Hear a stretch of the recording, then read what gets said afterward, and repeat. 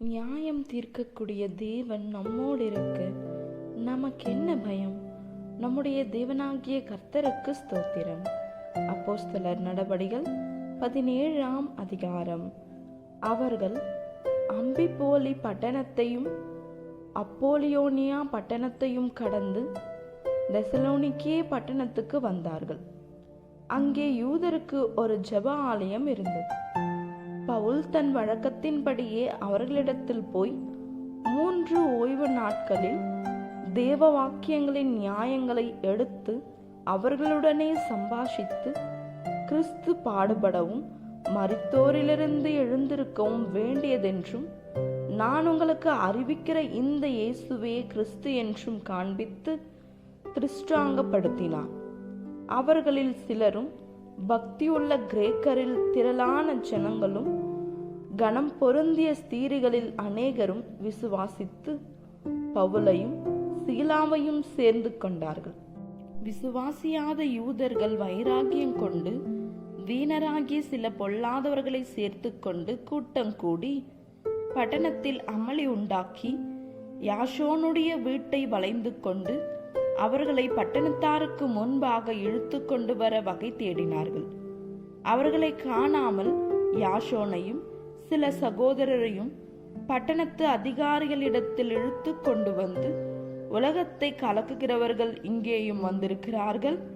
இவர்களை யாசோன் ஏற்றுக்கொண்டான். இவர்கள் எல்லாரும் இயேசு என்னும் வேறொருவனை ராஜா என்று சொல்லி ராயனுடைய கட்டளைகளுக்கு விரோதமாக செய்கிறார்கள் என்று கூக்குரலிட்டு இவைகளை கேட்டுக்கொண்டிருந்த ஜனங்களையும் பட்டணத்து அதிகாரிகளையும் கலங்க பண்ணினார்கள். பின்பு அவர்கள் யாசோனிடத்திலும் மற்றவர்களிடத்திலும் ஜாமீன் வாங்கிக் கொண்டு அவர்களை விட்டு விட்டார்கள். உடனே சகோதரர் ராத்திரி காலத்திலே பவுலையும் சீலாவையும் பேரையா பட்டணத்துக்கு அனுப்பிவிட்டார்கள்.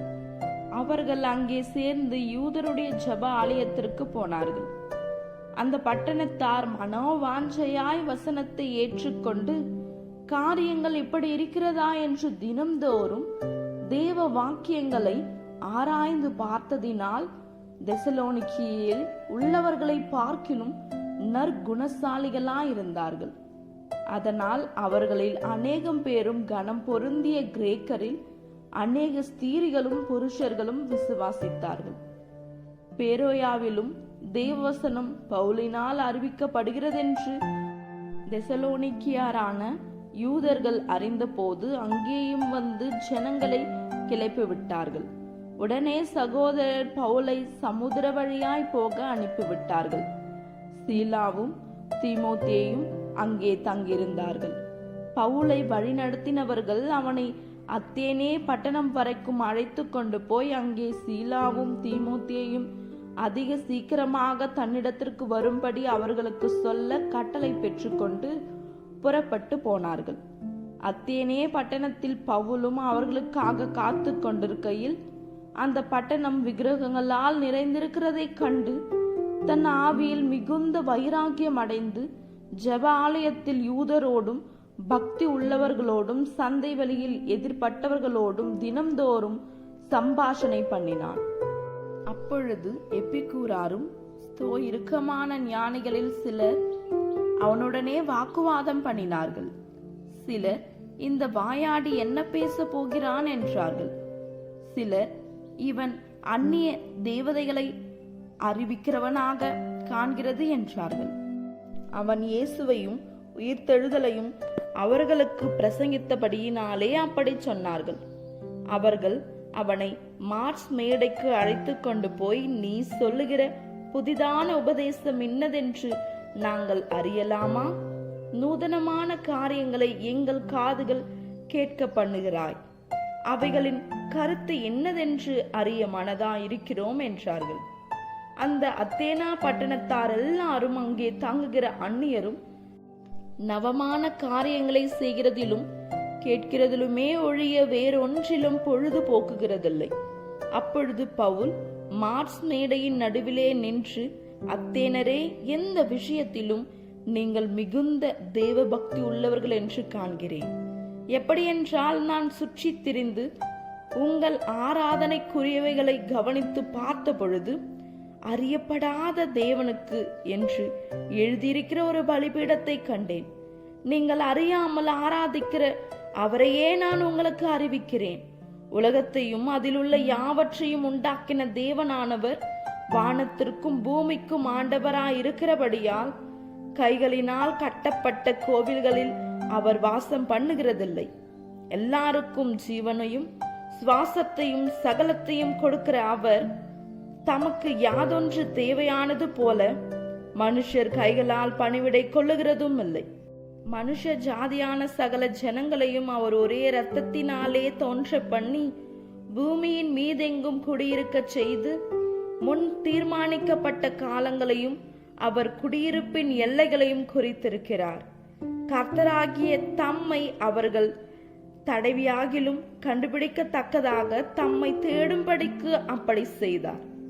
அவர் நம்மில் ஒருவருக்கும் தூரமானவர் அல்லவே.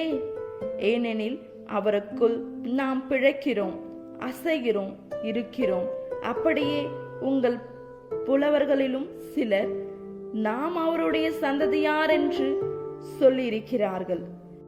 நாம் தேவனுடைய சந்ததியாரா இருக்க மனுஷருடைய சித்திர வேலையினாலும் யுக்தியினாலும் உருவாக்கின பொன், வெள்ளி, கல் இவைகளுக்கு தெய்வம் ஒப்பா இருக்கும் என்று நாம் நினைக்கலாகாது. அறியாமை உள்ள காலங்களை தேவன் காணாதவர் போல் இருந்தார். இப்பொழுதோ மனம் திரும்ப வேண்டும் என்று எங்கும் உள்ள மனுஷர் எல்லாருக்கும் கட்டளையிடுகிறார். மேலும் ஒரு நாளை குறித்திருக்கிறார். அதிலே அவர் தாம் நியமித்த மனுஷனை கொண்டு பூலோகத்தை நீதியாய் நியாயம் தீர்ப்பார். அந்த மனுஷனை மரித்தோரிலிருந்து எழுப்பினதினாலே அதன் நிச்சயத்தை எல்லோருக்கும் விளங்க பண்ணினார் என்றான். மரித்தோரின் உயிர்த்தெழுதலை குறித்து அவர்கள் கேட்ட பொழுது சிலர் இகழ்ந்தார்கள். சிலர் நீ சொல்லுகிறதை இன்னொரு வேளை கேட்போம் என்றார்கள். இப்படி இருக்க பவுல் அவர்களை விட்டு போய்விட்டான். சிலர் அவனை பற்றி கொண்டு விசுவாசிகளானார்கள். அவர்களில் மார்ஸ் மேடையின் நியாயாதிபதிகளில் ஒருவனாகிய தியோனிசியு என்பவனும் தமரி என்னும் பேருள்ள ஒரு ஸ்திரீயும் இவர்களுடனே வேறு சிலரும் இருந்தார்கள். ஆமென். இந்த வசனங்களை கேட்டுக்கொண்டிருந்த உங்கள் அனைவரையும் நம்முடைய தேவனாகிய கர்த்தர் ஆசீர்வதிப்பாராக. ஆமென்.